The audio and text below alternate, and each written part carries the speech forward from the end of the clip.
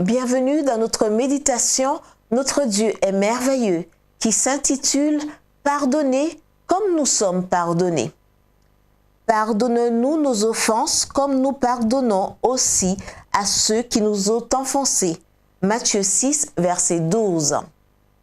Victoria, ancienne gérante d'une agence de recouvrement, rentrait chez elle à Long Island après avoir assisté à un récital donné par sa nièce de 14 ans.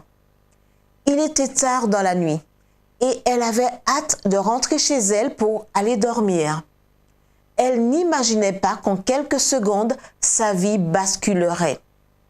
Il était presque minuit 30 quand la voiture de Victoria s'approcha d'une intersection. Dans le sens opposé, une Nissan argentée s'approcha à toute vitesse. Les passagers étaient un groupe de délinquants à la recherche d'aventure. L'un d'eux, un jeune homme de 18 ans, Ryan, sortit la tête par la fenêtre et lança une dinde congelée de 9 kilos. Le projectile traversa le pare-brise de la voiture de Victoria et la frappa brutalement au visage. L'impact lui brisa presque tous les os du visage et lui causa des dommages au cerveau. Peu après, Ryan fut arrêté. Son crime pouvait facilement l'envoyer derrière les barreaux pendant 25 ans. Mais il finit par être condamné à une peine de 6 mois de prison et 5 ans de liberté conditionnelle. Que s'est-il passé ce 15 août 2005 pour que la justice accorde à Ryan Cushin une peine aussi légère? Ce jour-là, au tribunal, Ryan, après avoir plaidé coupable pour un crime au second degré, s'est approché de l'endroit où se trouvait Victoria. « Je suis vraiment désolé du mal que je vous ai fait, dit-il, les larmes aux yeux. « Et je te pardonne, répondit Victoria, tout en l'embrassant et en lui caressant les cheveux.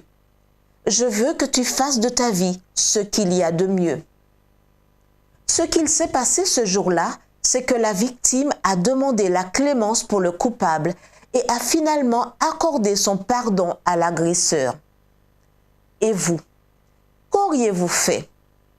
Ma première réaction en lisant ce fait a été l'indignation. Ce délinquant a presque pris la vie de cette pauvre femme et il l'a défigurée pour toujours.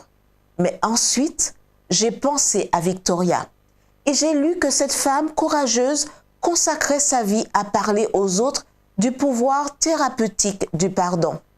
J'ai aussi pensé que ce jeune homme avait reçu, même s'il ne le méritait pas, une seconde chance.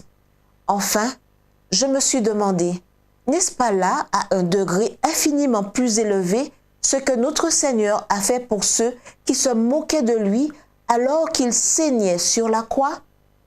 N'est-ce pas ce qu'il a fait pour moi aussi? Prions. Merci Père, parce que le sang de Jésus-Christ a pardonné à mes péchés.